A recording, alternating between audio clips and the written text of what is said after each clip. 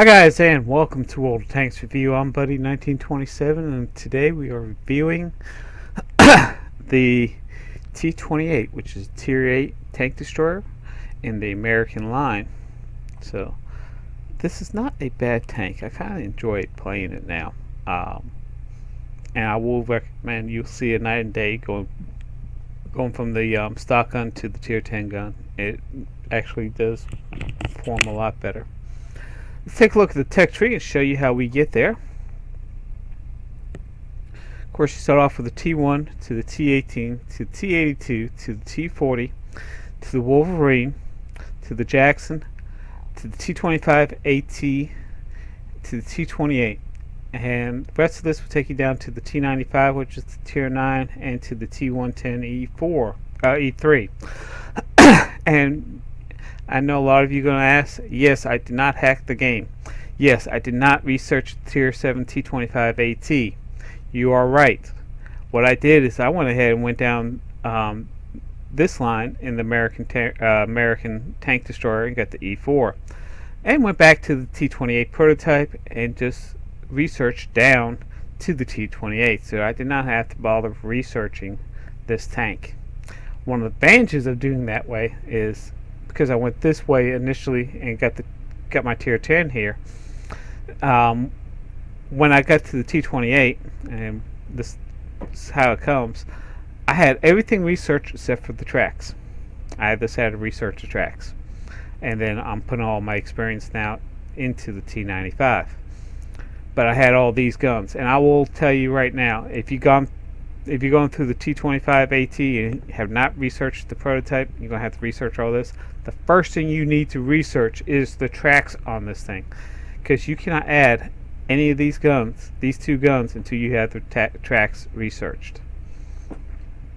Luckily, everything was researched for me except for the tracks, and the tracks were actually pretty heavy. It was 14,600 research points to go ahead and get it. Excuse me, guys. So that was one of the. It takes a while to get through there, especially with the stock gun. But once you get the tracks there and you get this top gun on here, you see a big difference. Yes, you do have a choice of 3. I used the Tier 10 gun on this tank, but it's up to you whether or not. I'm not telling you have to use the Tier 10. I'm not telling you should not use the Tier 10. It's up to you. It's up to your playstyle.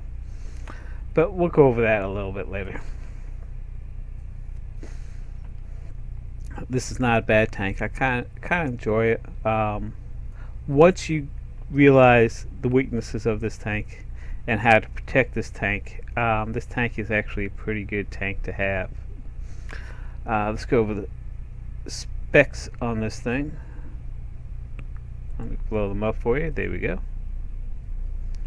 It does have 1,150 hit points, which is actually pretty good for a Tier 8. It does have 514 horsepower. This is the fastest tank in the game at 18 kilometers per hour. No, it's not. It's one of the slowest tanks in the games at 18 kilometers per hour. Traverse speed on this is 20 degrees per second. Currently, I don't have my driver doing it, and I just realized that, so I'm actually going to be switching him from camouflage to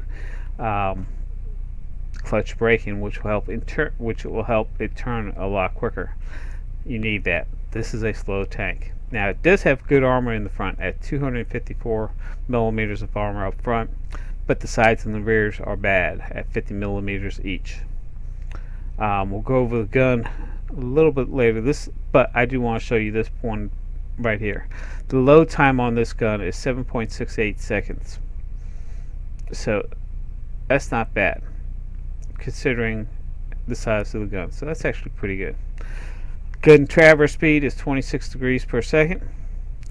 Base view range on this is 370. The base signal range on this is 745. And you can see the other ones there. You can figure that stuff out for yourself. So that's the specs of this thing. Let's talk about this armor we have. We do have 254 millimeters of armor up front, and it's also angled a little bit and rounded a little bit. So this is going to actually help you protect your tank a little bit. I always recommend with tanks like this, especially the American line, if you can, you're facing your facing your enemy, try to be at 30-degree angle. You get more of a ricochets out of that. So I do recommend that. Watch your cupolas here. These are some of the weak spots on this thing. Now, on the sides, armor's basically straight up and down except for right here. But they're going to be aiming down here, so you only got 50 millimeters of armor, so protect yourself. On the rear, you only got 50 millimeters of armor, so protect yourself. And as you can see up top, now, the FV304, the British arty, here you might be able to bounce some of the shots because of the armor. But this, you definitely want to be already safe with this tank. I was actually in my M12. I had a T28 prototype here who was at full health. I aimed and actually landed a shot right here on him and took him out in one shot. So this tank is not arty friendly.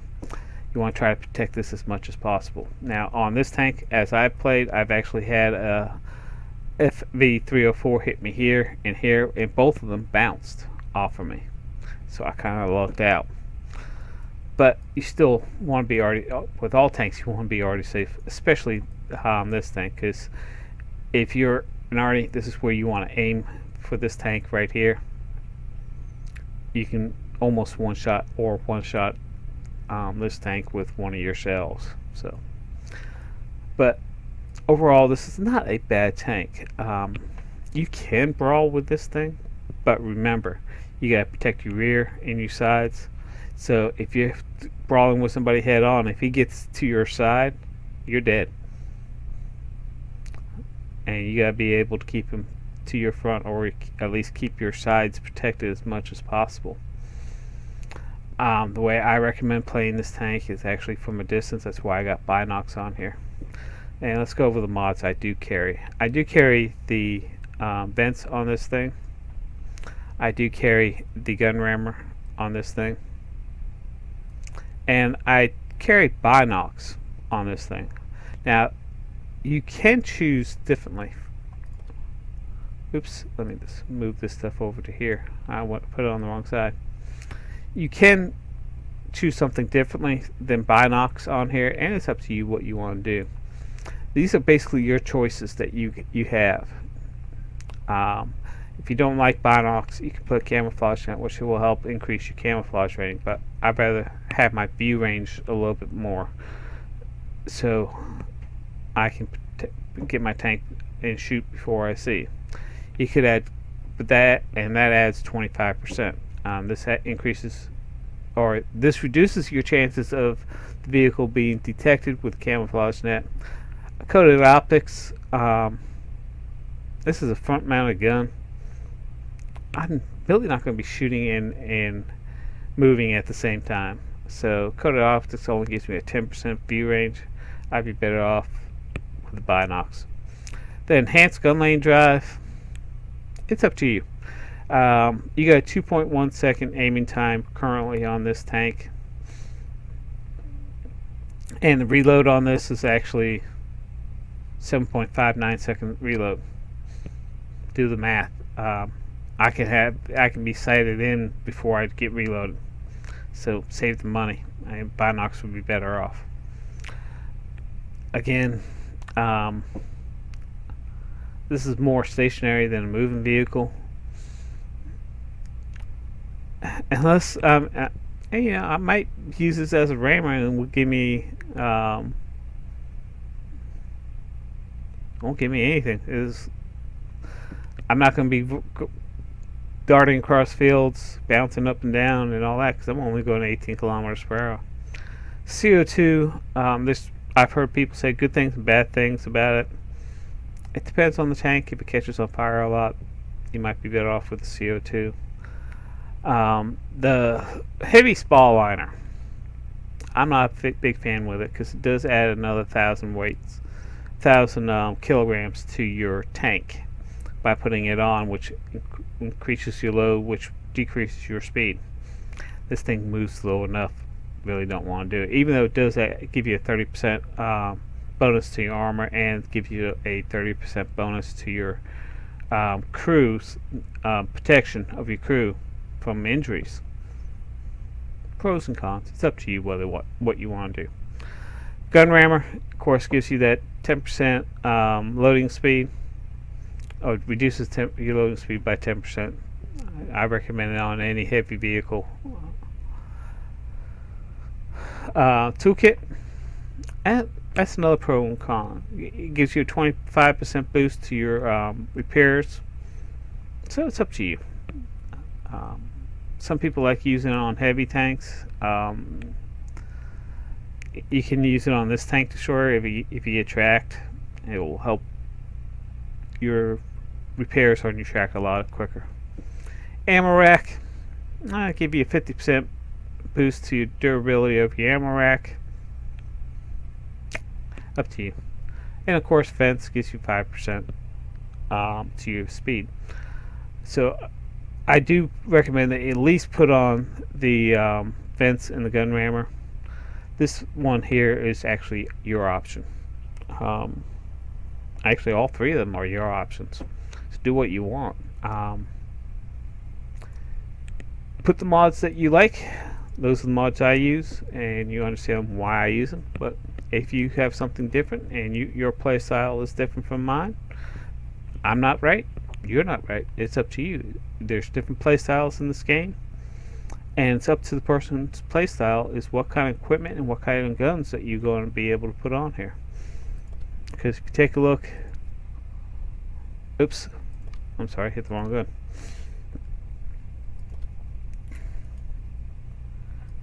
If you compare, let's compare all three guns. That's the 110.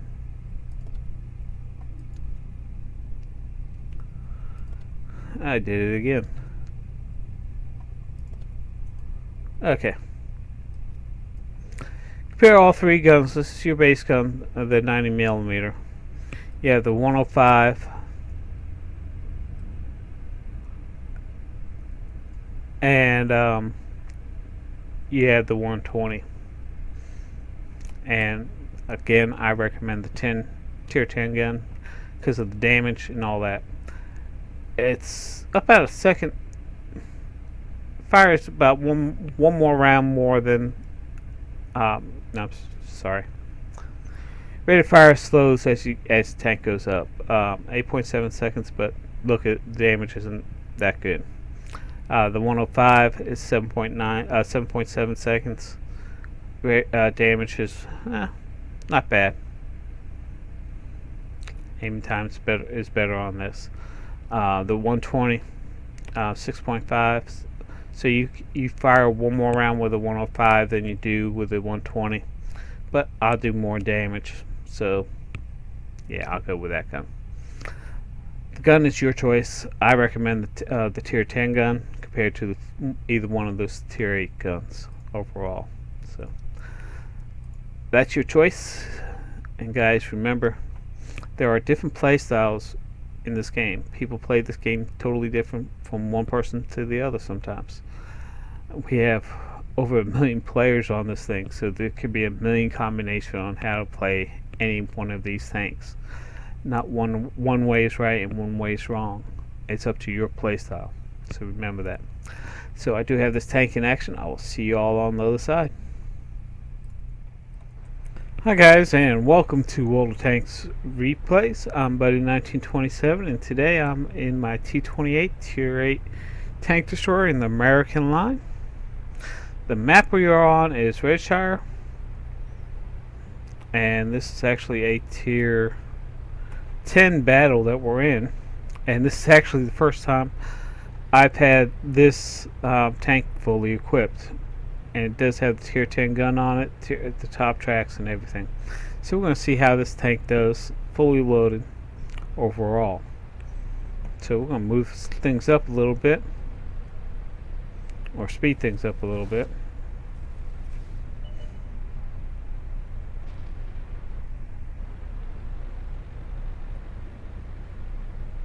Go back to normal speed here. This is not a fast moving tank, and I do have good armor in the front on this, but terrible armor on the side, so I want to try to keep the sides protected as much as possible. And I'm also going to try to get into a spot where I can get some good cover and get some good angles. And this tank is so heavy, it can't go the way I normally would go on other tanks. So you got to kind of, as you can see, I'm having a hard time trying to just get up this little slope. I should have went a little bit to my left, because this tank is already weighed down so much, tracks can barely do any damage on it. Okay. Missed the WT E100, but he's stupid enough to come back up. Hit him. Did some good damage to him on the front. That one didn't go through. And I bounced him, shooting him, and he's taken out. As you can see, this is not a very maneuverable tank. And it does have a front-loaded gun, but nah, I won't be able. He's down below the ridge. But sometimes playing a tank destroyer, you got to learn patience. Okay, he's been taken out. I know there's one tank down the one line that was spotted, but now is there he is. You got the E50. I'm kind of move up. I'm going to try to get into the E56 area and get a little bit higher ground so I can shoot a little bit more. There's the E50. This is one of the things you definitely want to watch out for on this tank. I took a blind shot. I know he's probably down behind that ridge, but now I got the leopard in front of me.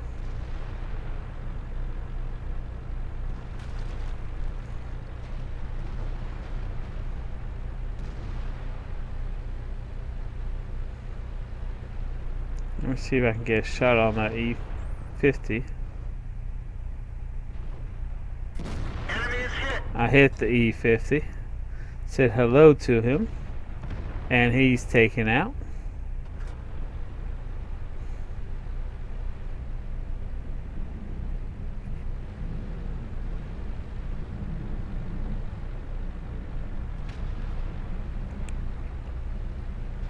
I don't have a target on that T57, and what I'm going to try to do is get up here a little bit higher so I have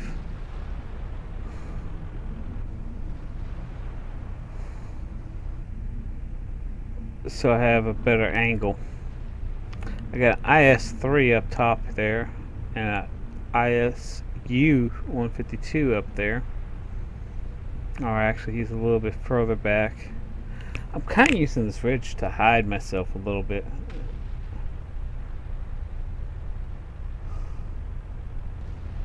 Do have a T57 down there. Let's see if I can get an angle on him.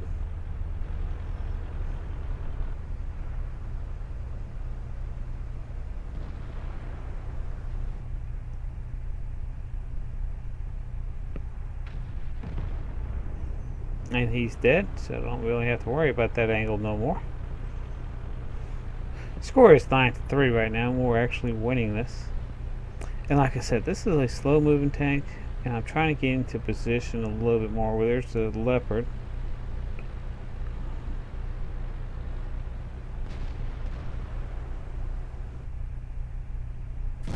Penetration. Hit him, and somebody else took him out. But I did hit him on the move for 357.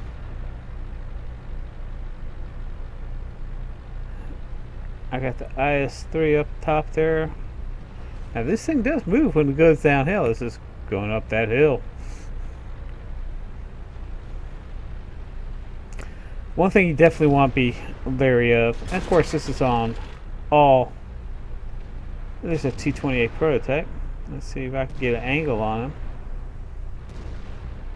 him. Somebody took him out. We got another T28 in front of us and an E4.